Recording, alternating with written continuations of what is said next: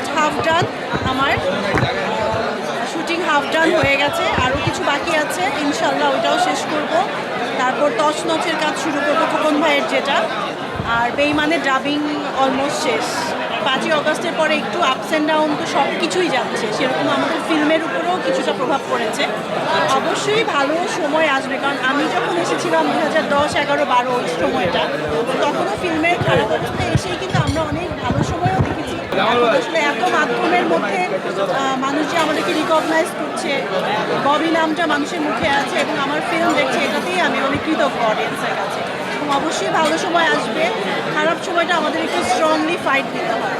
রোজাটা আসলে আমাদেরকে অনেক কিছু শেখায়, জানি না কে কত শিখতে পারে।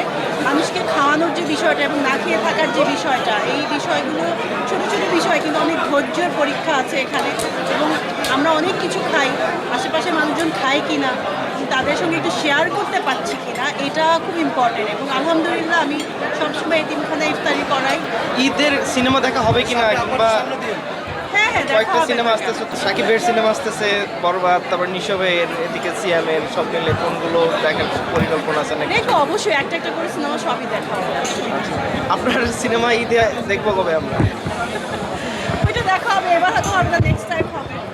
আমার মনে হয় সব কিছুই একটু সুস্থ স্বাভাবিকভাবে আমাদেরকে নিয়ে চলতে হবে, আমাদের পক্ষ থেকে এবং সবার পক্ষ থেকে। ইসলাম ধর্মে তো আসলে অনেক কিছুই বলা আছে, আমি অত ইয়েতে যাব না। আমার ক্ষুদ্র জ্ঞানে আমি বলতে পারি যে মধ্যম পন্থা অবলম্বন করাটা খুব জরুরি। যে কোনো জিনিসে আসলে ডিসব্যালেন্স হওয়াটা কঠিন।